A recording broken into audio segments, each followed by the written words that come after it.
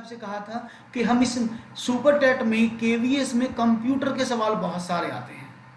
Computer एक अलग विषय है जिसमें हम लगभग 10 से 12 क्वेश्चन निकलते हैं, है ना। और सुपर टेट में कंप्यूटर के 5 क्वेश्चन पूछे जाते हैं। तो हम कंप्यूटर को भी साथ में लेके चलेंगे और देखेंगे कंप्यूटर में आप किस तरह से चीज़ों को समझते हैं। तो तैयार है सब लोग कंप्यूटर के लिए? मेरे हिसाब से तैयार होने चाहिए। कोई प्रॉब्लम है किसी को कंप्यूटर में तो मुझे ज़रूर बताए। वैसे कंप्यूटर में कोई प्रॉब्लम तो नहीं होनी चाहिए। चलो तो कंप्यूटर की बात करते हैं और देखते हैं सवाल। 1 मिनट रुकिएगा कि क्या हो रहा है। ओके, तो रेडी हो जाओ, कंप्यूटर के लिए तैयार हैं सब लोग? ओके, तो सब लोग तैयार हैं और सब लोग कमर कस लिए हैं। सांस ले लो, पानी पी लो, जिससे कि मैं कंप्यूटर को शुरू करूं और आपके सामने बात करूं। ओके, चलिए देखते हैं सवाल क्या मिलता है और कैसे आप जवाब देते हैं सवालों के। Okay, let's start.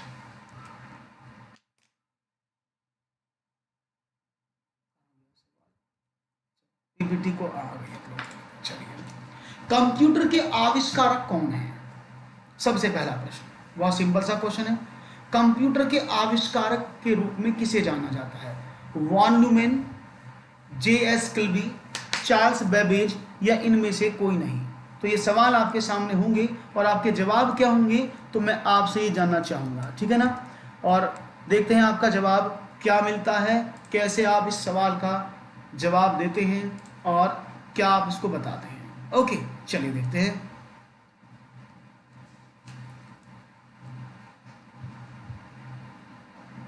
सी, बहुत बढ़िया, चार्ल्स बेबेज, यानी कंप्यूटर के आविष्कारक का नाम है चार्ल्स बेबेज। जो चार्ल्स बेबेज थे उनके बारे में बता दूं, ये लंदन के रहने वाले थे और इन्होंने जो कंप्यूटर में सबसे पहले कैलकुलेशन करने का तरीका बताया, जिसको ही प्रथम कैलकुलेटर यानी चार्ल्स बेबेज का कंप्यूटर कहा गया। इन्हें फादर ऑफ कंप्यूटर कहा जाता है। इनको क्या बोला जाता है? Father of computer. बेसिक सवाल है बिल्कुल, फिर आगे हाई लेवल करेंगे। एक और, सबसे पहले कंप्यूटर का नाम क्या था? सबसे पहले कंप्यूटर का नाम क्या था ये आपको बताना है। तो देखते हैं आपका जवाब क्या मिलता है। अब तो ये आप पर जवाब है और मैं चाहूंगा आपके जवाब तेजी से मिलते रहें तो अच्छा है। तो तेजी से शुरू करो भाई कहानी, जिससे कि पता लगे।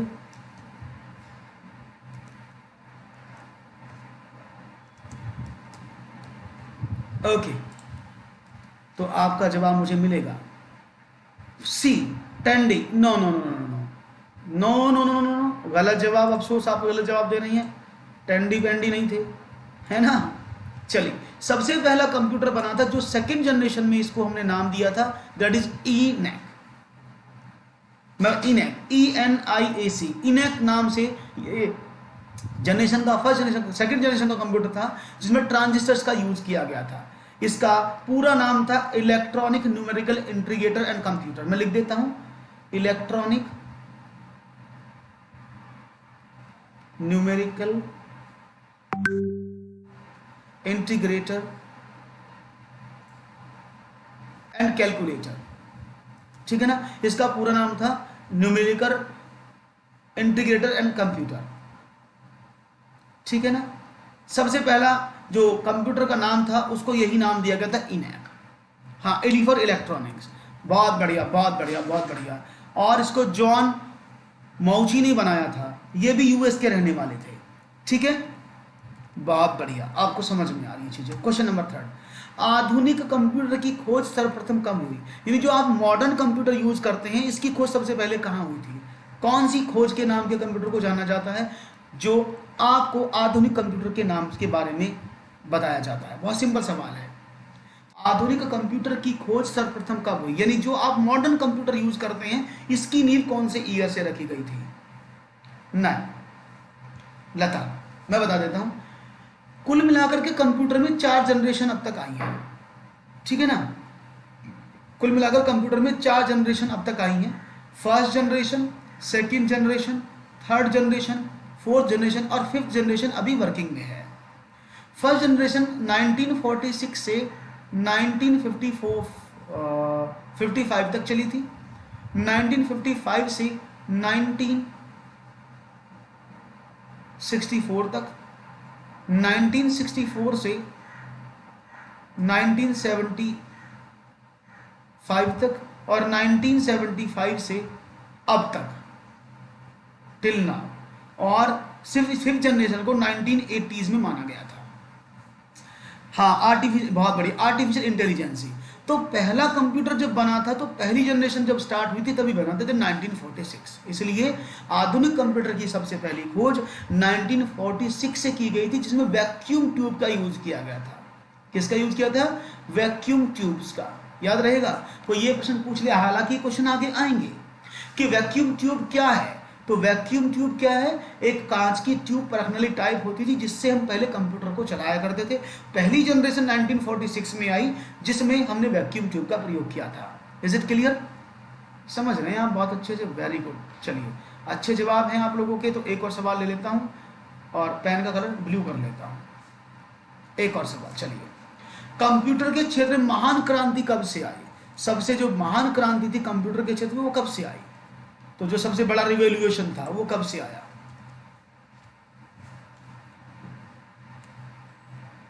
हाँ, वैक्यूम ट्यूब की वजह से कंप्यूटर का साइज बहुत बड़ा था।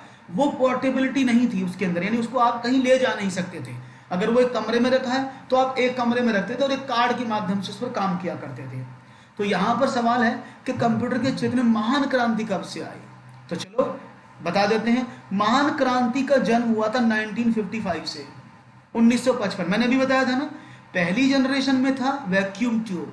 सिस्टम बहुत बड़ा था, पोर्टेबिलिटी नहीं थी, प्रॉब्लम थी। लेकिन वैक्यूम ट्यूब को ट्रांजिस्टर, देखे ना ट्रांजिस्टर, जो डीजे वाले, देखे डीजे वाले बाबू मेरा गाना बजा दो, गाना बजा दो, वो देखें तो डीजे वाले बाबू के पीछे जो जिससे गाना बजता है, उसके पीछे आपने देखे होंगे सिक्के से लगे होते हैं ऐसे गोल गोल, उन्हीं को ट्रांजिस्टर कहते हैं। ट्रांजिस्टर में 3 टांग वाला ऐसा होता है, ये उसके 3 टांग होती हैं ऐसे, और उसको सेट कर दिया जाता है।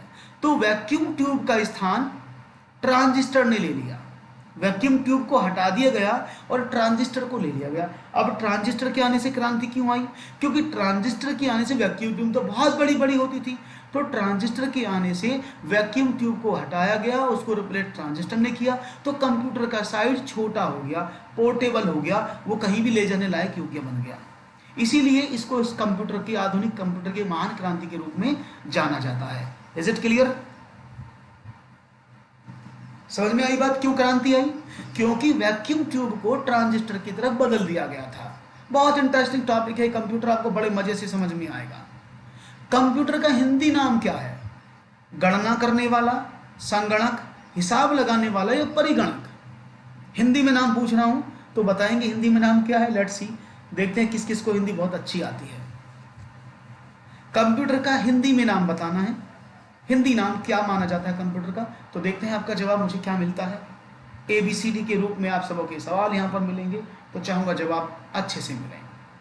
बहुत बढ़िया संजय, फर्स्ट आए आप तो, बहुत ही खूबसूरती से सबको पता है कि कंप्यूटर का हिंदी नाम होता है संगणक। हालांकि कंप्यूटर की जो मैथडोलॉजी है वो समझने की कोशिश करना।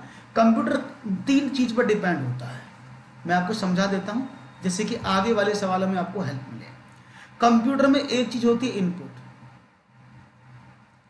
दूसरी होती है आउटपुट। क्योंकि आप इनपुट देते हैं और आउटपुट प्राप्त करते हैं। आप इनपुट एंटर करते हैं और मिलता क्या है? आउटपुट।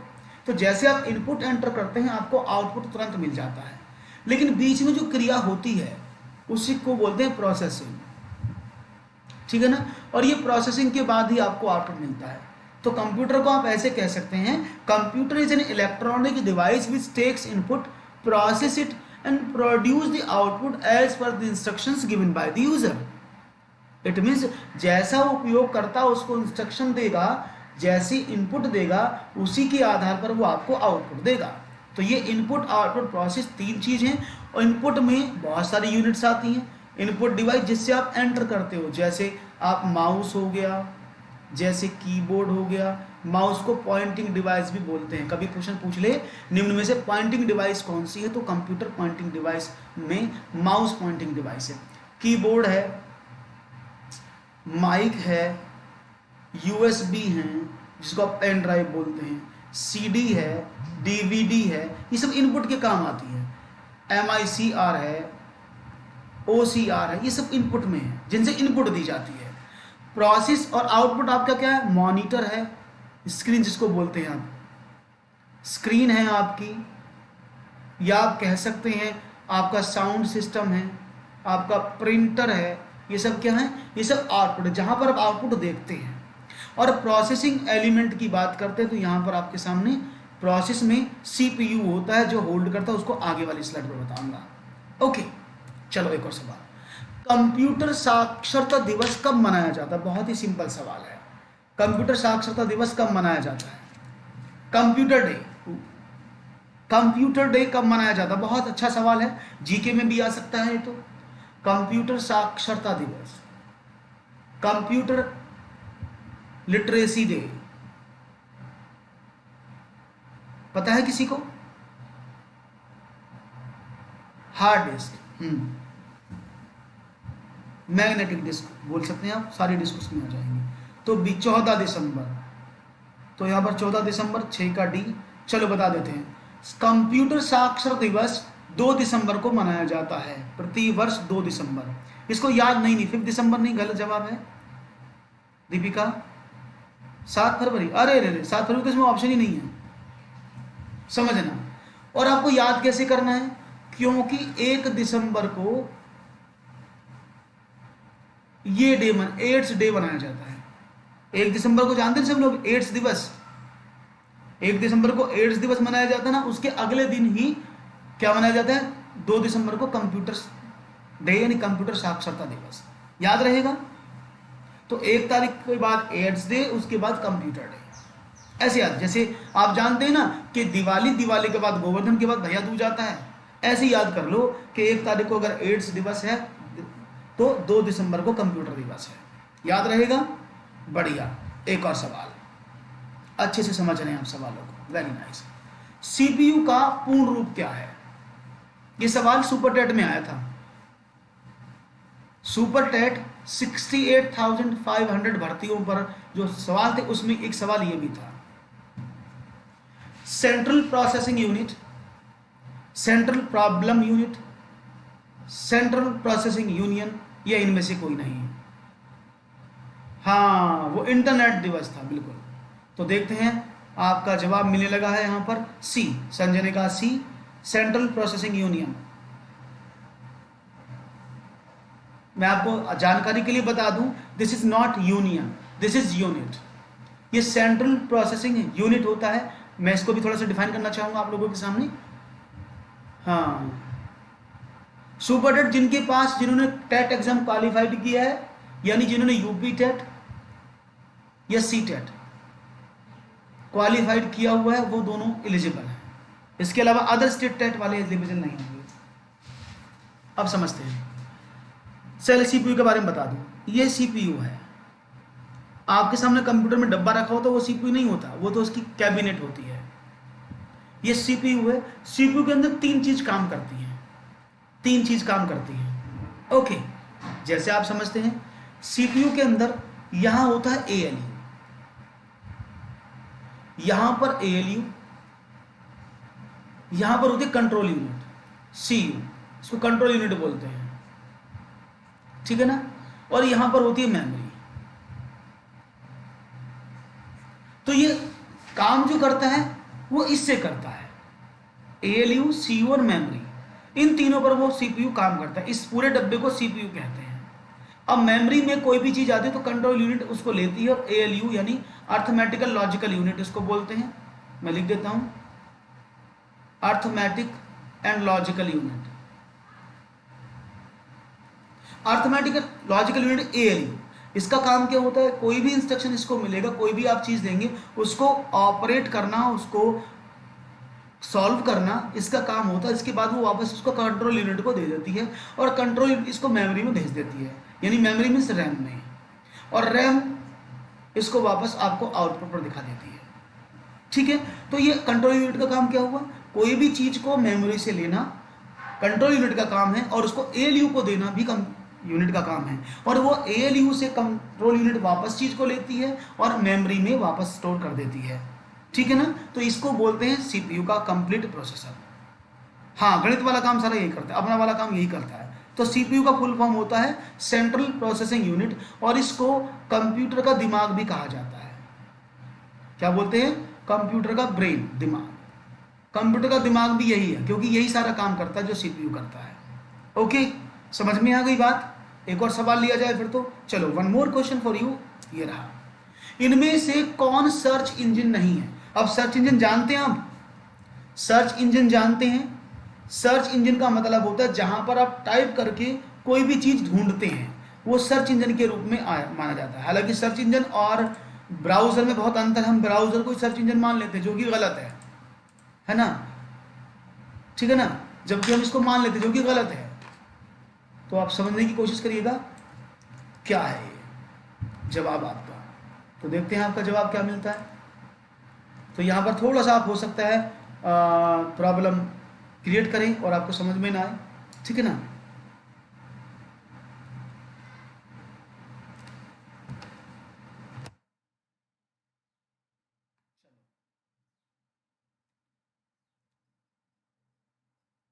तो देखिए डी, कोई बी बता रहा है, देखो समझ लेना। गूगल को तो सभी जानते हैं, गूगल को सब जानते हैं, क्योंकि हम सब गूगल को यूज करते हैं। हम कहीं कोई भी चीज ढूंढनी पड़ती है, कोई भी टाइप करनी पड़ती है, तो हम गूगल पर सर्च करते हैं और हम उसको एक्सेस कर लेते हैं।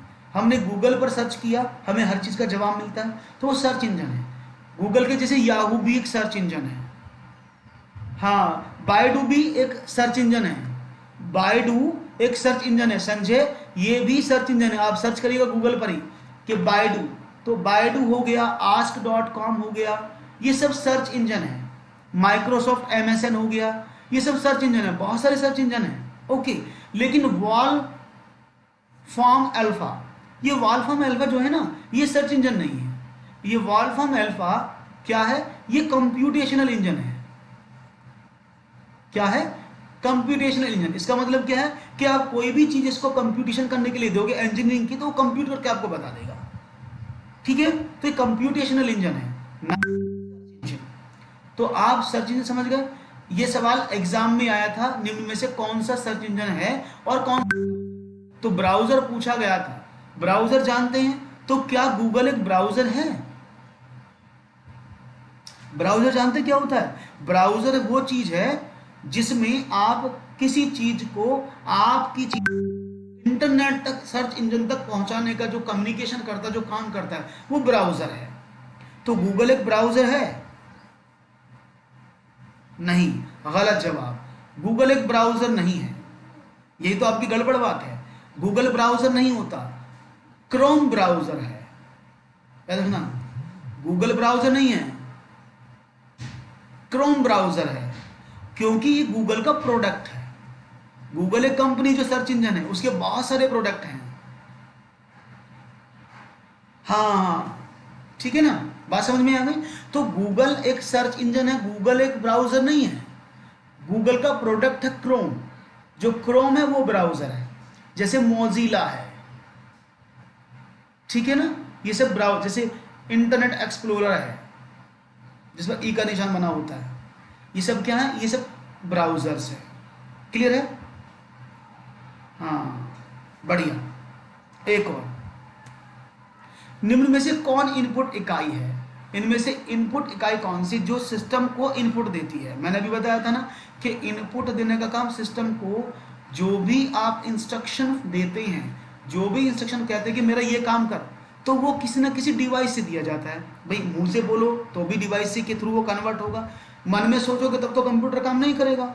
आप मन में सोचते हैं, हे कंप्यूटर महाराज बताओ 5 और 8 को बाइनरी डिजिट में बदलो, तो कंप्यूटर मन में सोच के नहीं बताता है, उसको आपको इंस्ट्रक्शन देने पड़ते हैं। और जैसे भी आप उसको इंस्ट्रक्शन देते हैं, कमांड देते हैं, अपनी बात समझाने के तरीके समझाने की कोशिश करते हैं, तो उसके लिए आपको इनपुट डिवाइस देनी पड़ती है, जिनमें माउस के थ्रू, कीबोर्ड के थ्रू या स्कैनर के थ्रू आप कोई भी इनपुट सिस्टम को देते हैं। ये सब इनपुट डिवाइसेस हैं, और इन्हीं इनपुट डिवाइसेस के आधार पर इनपुट इकाई इनको कहा जाता है। तो यह right option, all of the above. Clear है? बात समझ में आ गई? बहुत ही खूबसूरती से बात समझ में आती है आप लोगों को। एक और सवाल आपके सामने है। 1 किलो बाइट यानी केबी कितने बाइट के बराबर है? और इसमें से एक क्वेश्चन निकलेगा। इसमें से एक क्वेश्चन आएगा एग्जाम में, ये बहुत इंपॉर्टेंट क्वेश्चन है जिसको आप समझते हैं। किलोबाइट में कितने बाइट के बराबर होती है, ये आपको देखना है। 1 किलोबाइट कितने बाइट के बराबर होती है, यानी 1 KB कितने बाइट के बराबर है।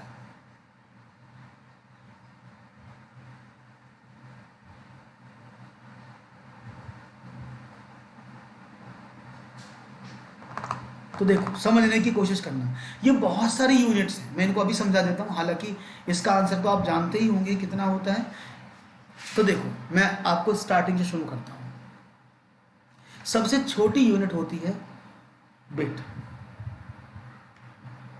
और बिट का मतलब होता है या तो 0 या 1, क्योंकि कंप्यूटर सिर्फ 0 और 1 की गिनती को समझता है। बिल्कुल सही जवाब है, इतना ही होगा, क्योंकि कंप्यूटर सिर्फ 0 और 1 की गिनती को समझता है, इसलिए बिट सबसे छोटी यूनिट होती है किसी भी कंप्यूटर में चीज़ों को मेजर करने की, उसकी मेमोरी स्पेस को, है ना। तो बिट होती है। बिट के ऊपर आया निब्बल, हालांकि इस निब्बल को बाहर निकाल दिया गया है। तो 4 बिट जब मिल जाती हैं तो एक निब्बल बनता है। निब्बल, इसको निब्बल बोला गया था, तो निब्बल का मतलब 4 बिट, ठीक है, बहुत बढ़िया। और अगर हम 8 बिट मिला देते हैं तो आपको एक बाइट बनता है। ओके, अब कहानी आगे शुरू हो जाती है इसी के मल्टीपल में। आप 1024 बाइट अगर मिला देते हैं तो 1 किलोबाइट बनता है, जिसको आप केबी बोलते हैं। 1024 अगर आप केबी की बात करते हैं तो बनता है 1 MB, जिसको आप MB बोलते हैं ना। मेरे पास तो 1 MB है, 1 MB डेटा है। 1024 KB is equal to 1 MB। 1024 MB is equal to 1 GB, जिसको आप GB बोलते हैं, गीगाबाइट, ठीक है ना। और 1024 GB इज इक्वल टू होता है 1 TB, जिसको आप टेराबाइट बोलते हैं, ठीक है। तो ये पूरी मेमोरी की एक मैपिंग है, पूरी मेमोरी का लोकेशन है। इसमें से आप कुछ वो पूछ लेगा 1 KB में कितने बिट होते हैं या 1 GB में कितने बाइट होते हैं, तो आपको ये सब 1024 के मल्टीपल में चलता है, बस यहाँ तक ही थोड़ा सा अलग है। क्लियर है, कोई प्रॉब्लम तो नहीं है, समझ में आ रहा होगा सबको मैंने क्या बताया, आपने क्या समझा। Very nice. One more question आपके लिए दोस्तों, ये रहा। तो ये लाइक वाइक बड़े कम मिल रहे हैं आप लोगों की, क्या बात है भाई, लाइक वाइक बढ़ाओ यार, ऐसे कैसे काम चलेगा। अगर आप लाइक वाइक नहीं बढ़ाओगे और ये वीडियोस बागी लोगों तक नहीं जाएगा तो कैसे आनंद आएगा, है ना। तो इसको शेयर मार दो जरा एक बार, जिससे कि लोगों तक पहुंच जाए और चीज़ें समझ में आ जाए। रीजनिंग और कंप्यूटर एक साथ चल रहा है पूरा, है ना।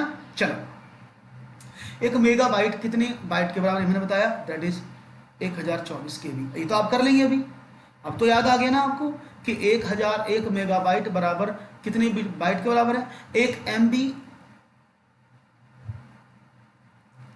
कितने बाइट, 1024 KB के बराबर। देखते रहना, क्योंकि 1 MB 1024 KB के बराबर पूछा उसने, तो यहाँ पे KB कर देना है, इसको किलोबाइट के बराबर है ए, ठीक है ना। क्योंकि इसने बाइट लिखा है, किलोबाइट भूल गया लिखना है, किलो और लिख देते हैं, किलोबाइट के बराबर होता है। इज इट क्लियर नाउ, बहुत बढ़िया, आपको समझ में आ गया। आगे बढ़ते हैं एक और सवाल की तरफ और देखते हैं। नीतू गोयल जी, ए, बहुत बढ़िया जवाब आप लोगों का है। One more question for you guys, ये रहा। 1 गीगाबाइट कितने बाइट के बराबर होता है, तो 1 गीगाबाइट कितने मेगाबाइट के बराबर होता है, इसको मेगा करते हैं। 1 गीगाबाइट कितने मेगाबाइट के बराबर होता है, देख लेते। अभी मैंने आपको सारी जितनी भी मेमोरी मेजरमेंट यूनिट्स थी वो सारी बता दी हैं। अब ये आपका नंबर, आप इसमें कौन सा चूज करते हैं। 1 गीगाबाइट कितने मेगाबाइट के बराबर है, तो देखते हैं जवाब क्या मिलता है। Let's see.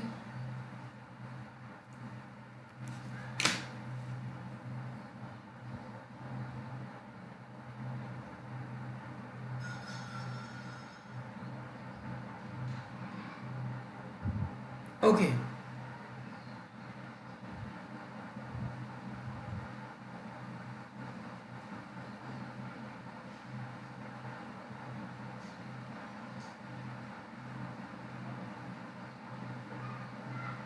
ओके,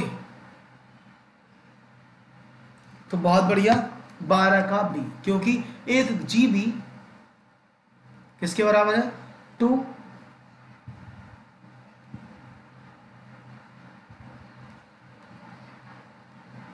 MB के। अब अभी मैंने सारी यूनिट आपके सामने लिखी थी और आपको सारी यूनिट पता लग गई है। बहुत बढ़िया। तो एक और, कंप्यूटर में जो प्रयुक्त आईसी चिप है वो किसकी बनती है? कंप्यूटर में प्रयुक्त आईसी चिप बनते हैं किस प्रोडक्ट के बनते हैं? वो क्रोमियम से, आयरन ऑक्साइड से, सिल्वर से या सिलिकॉन से? तो मैं चाहूंगा आपका जवाब क्या मिलता है। तो देखूंगा आपका जवाब मुझे क्या मिलता है। बहुत सिंपल सवाल है। और क्वेश्चन नंबर 13, कंप्यूटर में जो आईसी यूज होती हैं, जो चिप होती हैं आईसी, वो किससे बनती है? आयरन ऑक्साइड से। अपना टाइम आएगा। ये तो गलत टाइम आ गया है। बिल्कुल सही जवाब है नीतू जी आपका, एकदम सही जवाब आपने दिया है नीतू। एक्सीलेंट आंसर पूनम जी, आपका भी जवाब सही है। Deepika, very good answer, D एकदम सही जवाब है, सिलिकॉन से। और शायद आपको पता नहीं है। अच्छा बताओ, मैं कहाँ जॉब करता हूँ? ये मैंने आपको बताया हुआ है ना। मैं जॉब कहाँ करता हूँ ये मैंने आपको बताया था। दीपिका आप तो जानती हैं मैं जॉब कहाँ करता हूँ। बेंगलुरु, है ना। और बेंगलुरु को ही क्या बोलते हैं? क्या नाम बेंगलुरु? सिलिकॉन वैली, है ना। तो याद रखिएगा, बेंगलोर इन कर्नाटका, और उसी को सिलिकॉन सिटी या सिलिकॉन वैली के नाम से जाना जाता है, क्योंकि वहां सबसे ज्यादा आईटी प्रोडक्ट जनरेट किए जाते हैं और सबसे ज्यादा आईसी बनती हैं। अब याद रहेगा, अब तो नहीं भूलोगे ना। बहुत बढ़िया। और अच्छा, आईसी का फुल फॉर्म क्या होता है, किसी को पता है? आईसी का फुल फॉर्म, आईसी का फुल फॉर्म होता है इंटीग्रेटेड सर्किट।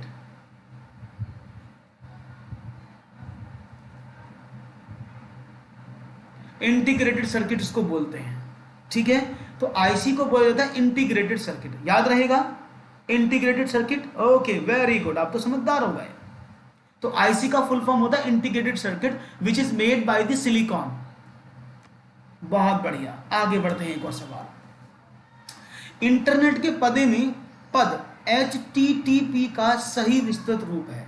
आप देखो, ओपन करना, वहां लिखा होगा HTTP, इसका मतलब क्या है? अगर आप इंटरनेट, जब भी आप ब्राउजर को ओपन करते हैं, किसी भी वेबसाइट को डालते हैं, तो आपका एड्रेस ऐसे लिखा होता है HTTP/, तब आपकी वेबसाइट शुरू होती है, ऐसे तो होता है। तो इस HTTP का मतलब क्या है? That is higher text transfer protocol, higher transfer text protocol, hybrid text transfer protocol, hyper text transfer protocol. मैं अच्छा हूं, रोशनी आप कैसी हैं? तो इनमें से कौन सा आपको लगता है HTTP का फुल फॉर्मेट है? तो डी, बहुत बढ़िया। इसको बोलते हैं हाइपर टेक्स्ट ट्रांसफर प्रोटोकॉल। क्यों? क्योंकि जितना भी टेक्स्ट आप उस ब्राउजर पर यहां लिखते हैं, जो भी, इसको बोलते हैं URL। फॉर एग्जाम्पल मैं लिखता हूं www. मैंने ये लिख दिया nityaclasses.com, या मैंने लिखा HTTP www.unacademy.com। तो ये क्या, ये URL है, इसको URL बोलते हैं, ठीक है ना। तो ये जो URL है, इससे पहले जो वर्ड लिखा है, नहीं, आपको इसके टेक्स्ट को एक्सेस करना है, आपको इस फाइल को एक्सेस करना है, तो इसी को बोलते हैं हाइपर टेक्स्ट ट्रांसफर प्रोटोकॉल। याद रहेगा HTTP का मतलब। Very good. एक और सवाल आपके स्क्रीन पर ये रहा, किसी कंप्यूटर के प्रोग्राम में बच्चों द्वारा प्रयुक्त भाषा प्राय कौन सी होती है? जो सबसे बेसिक भाषा बालक यूज करता है वो कौन सी होती है, मैं आपसे जानना चाहूंगा। तो देखते हैं आपका जवाब क्या मिलता है। और लेट्स सी, बेसिक, जावा, लोगो या पायलट? नहीं, नेट इशू नहीं है, अब तो सही चल रहा है भाई, अब कोई दिक्कत नहीं है, अब तो सही चल रहा है एकदम। तो यहां पर आपको जवाब देना है, किसी कंप्यूटर में प्रोग्राम में, कंप्यूटर के प्रोग्राम बच्चों द्वारा प्रयुक्त भाषा प्राय कौन सी होती है, जो सबसे कॉमन भाषा है? बेसिक, जावा, लोगो या पायलट? देखते हैं आपका जवाब क्या मिलता है।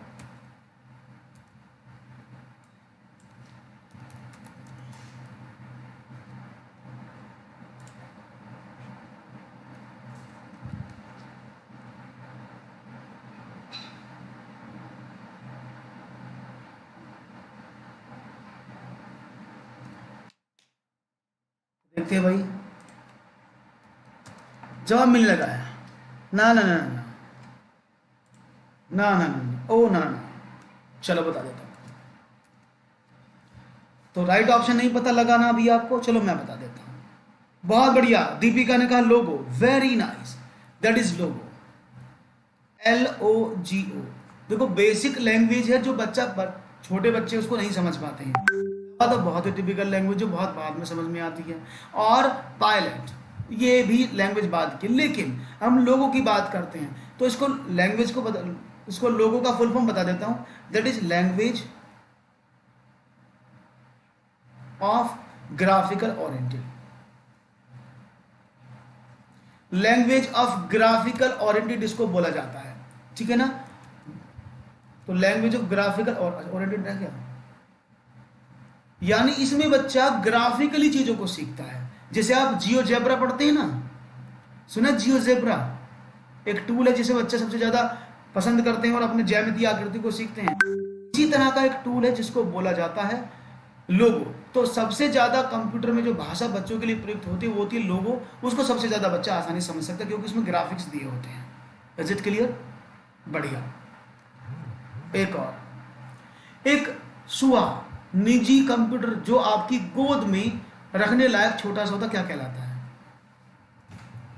एक सुआ, यानी इसको एक यंत्र बोल सकते हैं आप। अब सही है, एक डिवाइस, एक डिवाइस ये निजी कंप्यूटर जो गोद में रखने लायक छोटा सा होता है क्या कहलाता है? Main frame, notebook, computer work station या PDA? तो देखते हैं आपका जवाब मुझे क्या मिलता है और कैसे आप सवाल का जवाब देते हैं, ये तो आपको पता है। तो मुझे तो बड़ा अच्छा लगेगा अगर आप बात करेंगे। बहुत सारी चीज़ जो आपको समझ में दिक्कत होती है। हाँ जी, देखते क्या मिलता है। B, notebook computer. चलो मैं आपको, हाँ PDA क्या है बता देते हैं अभी आपको। देखो मेन फ्रेम कंप्यूटर की बात करते हैं। मेन फ्रेम कंप्यूटर एक कंप्यूटर है जो बहुत सारे कंप्यूटर का ग्रुप होता है, तो ये आप उसको गोद में नहीं रख सकते, ठीक है ना। Work station, there are huge company size, there are huge computer you are using in a single place known as work station, ये भी गलत हो गया। बात करते हैं नोटबुक, तो जो आपका लैपटॉप है ना, इसी को नोटबुक के नाम से जाना जाता है। जैसे मेरे पास जो लैपटॉप है वो है इलाइट नोटबुक, इलाइट नोटबुक। मेरे पास तो कंडम है, मेरे पास नहीं है, ये मैडम के पास है ना, ये मेरे पास नहीं है। इलाइट नोटबुक HP, ये नोटबुक के नाम से ही आता है, 14 इंचेस में है और ये कंप्लीट टच होता है। मेरे पास वो पूरा टच है, वो ये टचेबल है। तो यानी ये वो टच हुआ है ना, उससे फर्क नहीं पड़ता, लेकिन जो लैपटॉप है उन्हीं को बोला जाता है नोटबुक कंप्यूटर। तो उनको, अब ये PDA क्या है? PDA को बोलते हैं, किसी को PDA के बारे में पता है? नहीं पता है तो मैं बता देता हूँ। PDA को बोलते हैं पर्सनल डिजिटल असिस्टेंट। देखा है, सुने कभी? पर्सनल डिजिटल असिस्टेंट, यानी आपने वो देखा है जिसको आप बोलते हैं पाम टॉप, लैपटॉप से टैबलेट जिसको बोलते हैं, टैबलेट देखे ना आपने? टैबलेट देखे? टैबलेट, अरे टैबलेट तो देखा होगा। टैबलेट नहीं देखे? जो फोन से बड़े होते हाथ में चलाते हैं लोग, तो उसी को PDA बोला जाता है क्योंकि वो पर्सनल डिजिटल असिस्टेंट है, उसमें सब चीज स्टोर होती है, उसको आप हाथ में लेकर कहीं भी जा सकते हैं। तो PDA को आप P फॉर पर्सनल और P फॉर पाम, हथेली पर उसको आप रख सकते हैं, है ना। तो ये हथेली पर रखने वाला, ये कमरे में रखने वाला, ये कंपनी में रखने वाला और ये गोद में बैठाने वाला, आपको जो पसंद हो आप उसको ले सकते हैं। ये आपकी जानकारी के लिए है, ठीक है। आगे बढ़ते हैं, एक और सवाल। कोडांतर का एक प्रोग्राम है, कोडांतरक मीन्स कोड, कोडांतरक एक प्रोग्राम है, वह निम्न में से किसे प्रोग्राम का रूपांतरण है? कोडांतरक यानी कोडिंग एक प्रोग्राम है, इनमें से किसका रूपांतरण होता है? मशीन से निम्न स्तर तक, निम्न स्तर से उच्च स्तर तक, उच्च स्तर से कोडांतरण तक, या कोडांतरण से मशीन तक? तो देखते हैं आपका जवाब क्या मिलता है। एक तो कोडांतरण आपको समझ में नहीं आ रहा होगा ना, ये क्या लिखा है, चलो उसको भी देखेंगे। आप कोशिश करो, फिर मैं बता देता हूँ। मैसेज आ रहे हैं।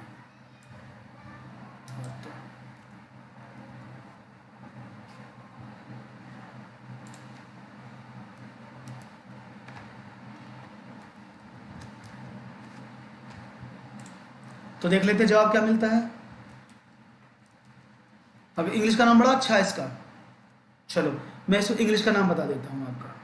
इसको असेंबली बोलते हैं,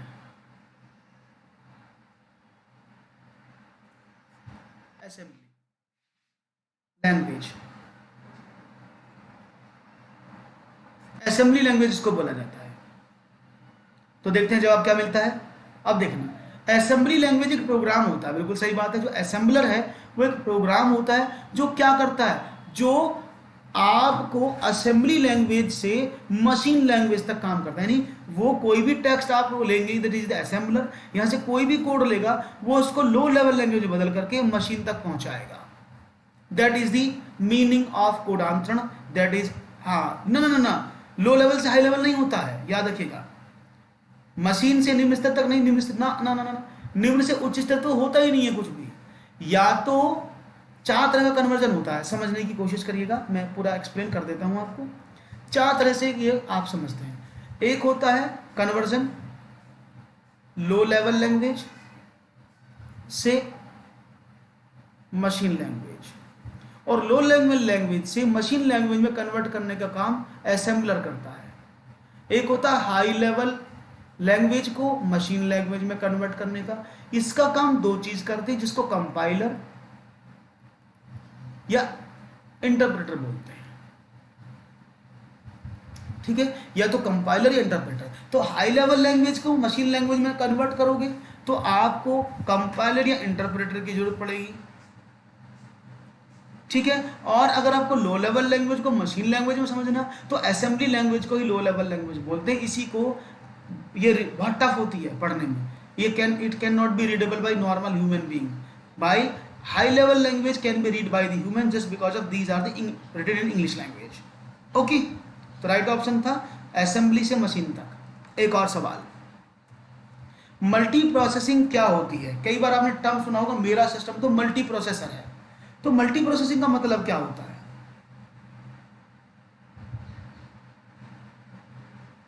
सी language, C is a high level language. Radhika, C is a high level language. हम यही समझते हैं ना कि सी ना हाई है ना लो है, वो मिडिल लेवल लैंग्वेज है, क्योंकि वो उस लेवल पर है जो हाई लेवल की सारी फीचर्स को सपोर्ट करते हैं, लो लेवल पर भी काम करती है। तो यहां से एक से अधिक प्रोसेसर द्वारा, देखो समझना, मल्टी प्रोसेसिंग का मतलब होता है, जनरली आप एक लैपटॉप खरीदते हैं, आप एक डेस्कटॉप खरीदते हैं जिसको आप पीसी बोल देते हैं, पर्सनल कंप्यूटर। उन सब में एक ही क्या होता है, उन सब में एक ही प्रोसेसर होता है। लेकिन अभी आपने क्या देखा, एक ऐसा सिस्टम जो बहुत सारे प्रोसेसर को इकट्ठा कर, प्रोसेसर उसके अंदर होते हैं, तो उसी को बोला जाता है मल्टी प्रोसेसिंग। जैसे आप बोलते हैं ना i5, सुना है ना आपने i5, इसका मतलब होता है कि इसके प्रोसेसर्स का नंबर ऑफ प्रोसेसर 5 है इसके अंदर, वो 5 पार्ट्स में टूट के काम करता है। इस i3 का मतलब उसमें 3 प्रोसेसर एक साथ काम करते हैं। तो ये जो आप सुनते हैं ना, मेरा जनरेशन 5 है, i5 है, मेरा i3 कंप्यूटर है, i7 कंप्यूटर है, these are number of processor in a system. याद रहेगा, ये सुना है ना आपने, मेरा पास i5 कंप्यूटर है, मेरे पास i7 कंप्यूटर है, तो इसका मतलब यही होता है उसके नंबर ऑफ प्रोसेसर जो हैं वो 7 है। क्लियर है। तो मल्टी प्रोसेस का मतलब होता है एक से अधिक प्रोसेसर एक साथ होना, that is multi processor. Is it clear. बहुत सारी नई जानकारी, नवीन जानकारी आपको मिल रही है, बहुत अच्छे से आपको समझ में आ रहा है, ये मुझे बड़ा अच्छा लग रहा है। एक और सवाल आपकी स्क्रीन पर ये रहा। चलिए, निम्न में से ऑप्टिकल मेमोरी कौन सी है। ऑप्टिकल मेमोरी, आप देखते हैं ये ऑप्टिकल सुना है कि नहीं सुना है। देखो 2 तरह की मेमोरी इसमें होती है, एक ऑप्टिकल, एक होती है मैग्नेटिक। तो ये आपको देखना है ऑप्टिकल मेमोरी कौन सी होती है और कौन सी सवाल को आप सही देंगे। तो मैं भी देखता हूं आपको क्या मिलता है ऑप्टिकल मेमोरी।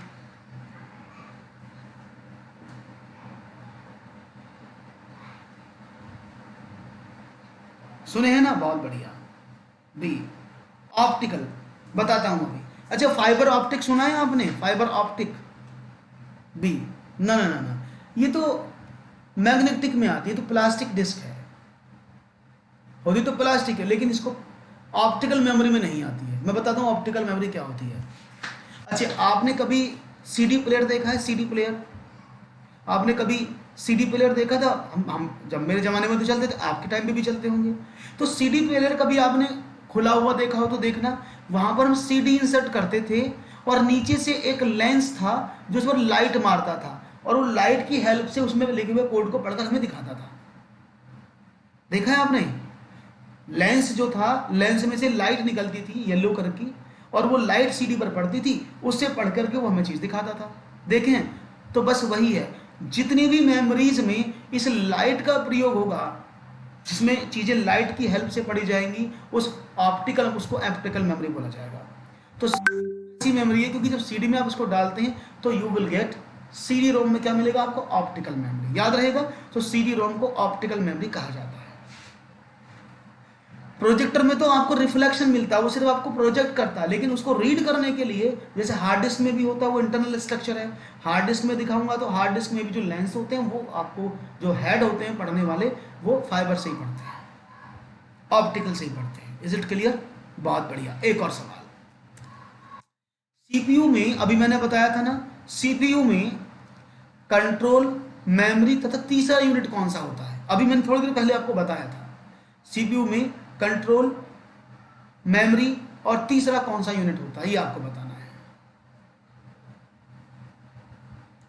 हाँ, जब भूरा कलर में आता था उसे रील बोलते थे। बबल मेमोरी, बबल शॉर्ट होती है, ये बबल मेमोरी नहीं होती है। वो लिख दिया ऑप्शन, बबल शॉर्ट होता है, जाओ शॉर्टिंग करने का तरीका है। ये बबल जो है मेमोरी नहीं होती है। Okay, don't worry. तो कंट्रोल, मेमोरी और तीसरा कौन सा यूनिट होता है, ये आपको बताना है। अभी मैंने आपको बताया थे ना कि एक सीपीयू इस तरह से होता है और सीपीयू में हम क्या पढ़ते हैं? 3 यूनिट बताई थी मैंने, एक था एएलयू, एक था कंट्रोल यूनिट और एक था मेमोरी। अब यहाँ पर आप देख रहे हैं ना, तो यहाँ पर आपको सीपीयू में कंट्रोल यूनिट तो दिया है, आपको मेमोरी भी दिया है, तो गायब क्या? एएलयू ना, तो बस तो एएलयू ही तो सही जवाब होगा, arithmetic and logical unit. Is it clear? बात समझ में आ गई? बहुत बढ़िया, बहुत बढ़िया जवाब आप देते हैं। आगे बढ़ते हैं एक और सवाल की तरफ। खूबसूरत। सीपीयू के एएलयू में होते हैं। अब सीपीयू के एएलयू में क्या होते हैं, आप जरा सोच के बताओ। मैंने पानी नहीं पिया जब से पढ़ा रहा हूँ भाई, अगर आप इजाज़त दें तो मैं थोड़ा सा पानी पी लूँ। हाँ जी, थोड़ा सा पानी ले लूँ, 1 मिनट।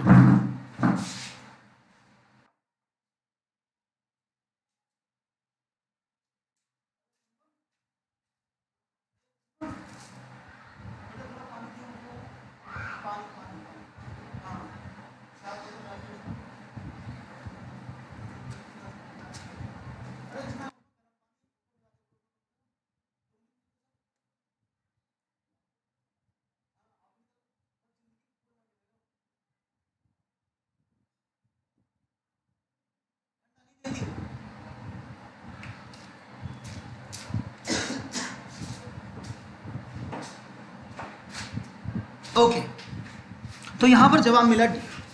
देखो समझना, जो एएलयू है ना,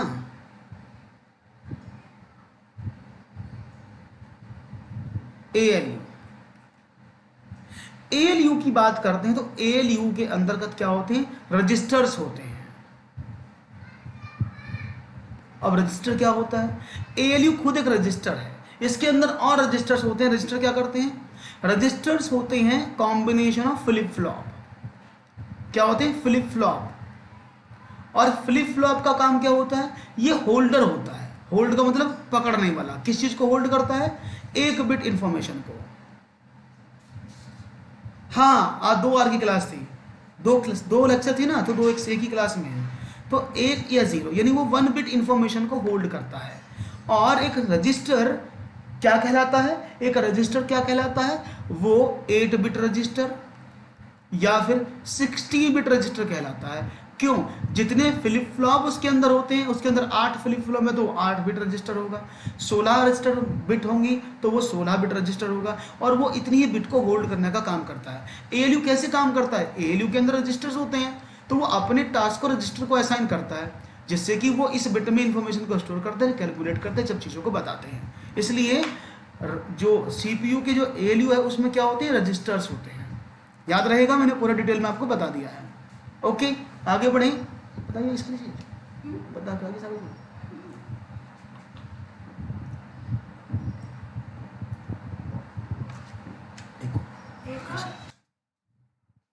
ओके आगे बढ़ते हैं। गणना और तुलना के लिए कंप्यूटर के किस भाग का प्रयोग किया जाता है? हाँ बी आंसर होगा, इसलिए मैं डिटेल में बता रहा हूं आपको ये चीज। गणना और तुलना के लिए कंप्यूटर के किस भाग का प्रयोग किया जाता है? 1 disk unit, 2 modem, 3 ALU, 4 control unit. तो गणना का और तुलना करने के लिए कंप्यूटर के किस भाग का प्रयोग किया जाता है? अभी मैंने बताया, अभी आपने समझा, मुझे तो कुछ बताने की जरूरत ही नहीं पड़ेगी कि आपको कुछ क्वेश्चन में प्रॉब्लम आने वाला है। बहुत ही खूबसूरती से आपने जवाब दे दिया, दैट इज एएलयू, एकदम सही जवाब है। क्योंकि डिस्क यूनिट यानी disk means hard disk unit. Modem क्या काम करता है? मॉडम काम करता है किस चीज में? मॉडम किस चीज में काम करता है पता है किसी को मॉडम के बारे में?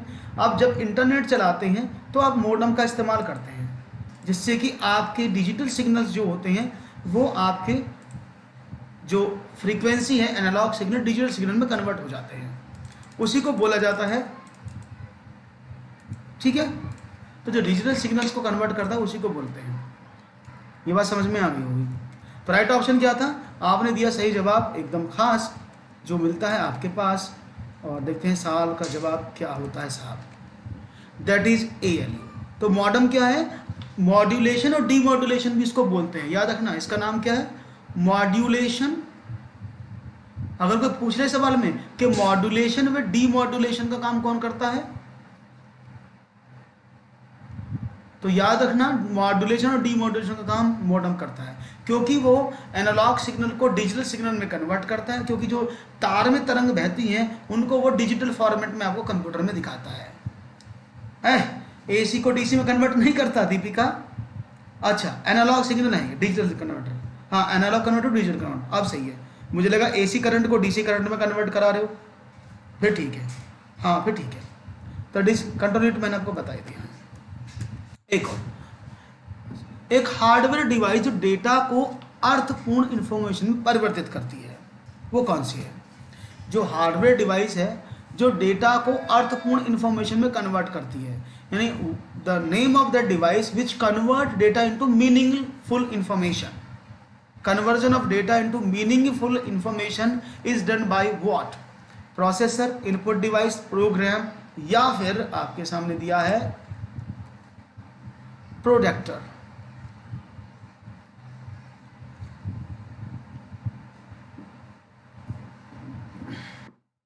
सी प्रोग्राम। अच्छा प्रोग्राम जानते क्या होता है? यूजर द्वारा लिखा गया एक code, set of instruction, code of instruction, code of set of code program होता है। तो ये थोड़ी करता है प्रोग्राम, तो आप लिखते हो जिसको सोर्स कोड बोलते हैं। गलत जवाब है, जिसको सोर्स कोड आप बोलते हैं। जो आप प्रोग्राम लिखते हो दैट इज सोर्स कोड, वो आपने लिखा है। उस सोर्स कोड को कैसे मीनिंगफुल इंफॉर्मेशन में कन्वर्ट करें, ये तो इनपुट है। इस इनपुट को मीनिंगफुल इंफॉर्मेशन में प्रेजेंट करके आउटपुट दिखाने का काम कौन करता है? That is processor. अभी तो मैंने बताया था, वो काम प्रोसेसर करता है। अगर आपके पास प्रोग्राम मीन्स, प्रोग्राम क्या है? सेट ऑफ इंस्ट्रक्शन है जो आप देते हैं कंप्यूटर को, और वो प्रोग्राम को से आपको आउटपुट मिलता है। तो उस प्रोग्राम को मीनिंगफुल इंफॉर्मेशन में कन्वर्ट करके आउटपुट कौन दिखाता है? That is processor. Is it clear? बढ़िया, आगे बढ़ते हैं। एक और जवाब आपके सामने ये रहा। प्रोसेसर के 3 मुख्य भाग कौन कौन से हैं? एएलयू, कंट्रोल यूनिट या रैम, एएलयू, कंट्रोल यूनिट और रजिस्टर, कैशे, कंट्रोल यूनिट और रजिस्टर, इनमें से कोई नहीं। क्या बात है राधिका, आपने बहुत तेजी से आंसर दे दिया भाई। राधिका ने कहा सर इसका आंसर हम देंगे और बहुत तेजी से देंगे, क्योंकि हम हैं, तुम हो, और हमारे जवाब बढ़िया होने चाहिए, ऐसा वो कह रही हैं। बहुत अच्छे से जवाब दिया आपने, वेरी गुड। तो आपने कहा है ओके, प्रोसेसर के 3 मुख्य भाग बताया आपने, एएलयू, कंट्रोल यूनिट और रैम। तो राइट ऑप्शन बिल्कुल सही मैंने अभी बताया था, that is ALU, control unit और RAM. RAM means primary memory, it is primary memory. Okay, उसके बाद हम बात करते हैं 25th क्वेश्चन की। सीपीयू और इनपुट, ये आईओ का मतलब क्या होता है?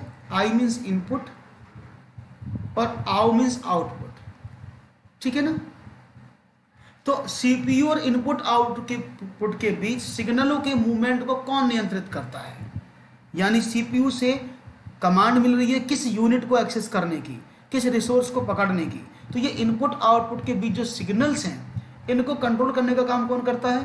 तो ये तो बहुत आसान सवाल है, तो आप एकदम बता देंगे, अभी मैंने बताया था।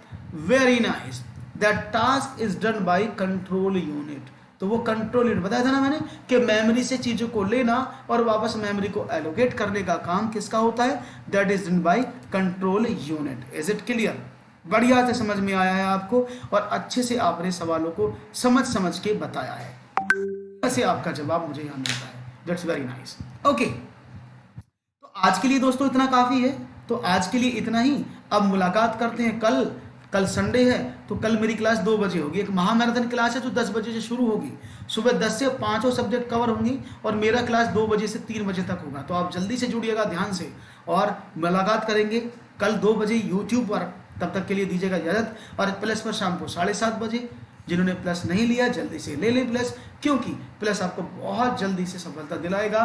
और हम मिलते हैं प्लस पर। मेरा कोड है LKR live, it's LKR live, ये मेरा रेफरल कोड है, यूज करिएगा, पाएगा 10% डिस्काउंट। क्लास अच्छा लगा हो तो फिर लाइक शेयर जरूर कर देना, कंजूसी मत करना लाइक शेयर करने में, ठीक है ना, और आगे बढ़ा देना जिससे कि लोगों तक ये वीडियो पहुंच जाए। तो दीजिएगा इजाजत, नमस्कार, thank you very much and have a good day, good night to all, so much.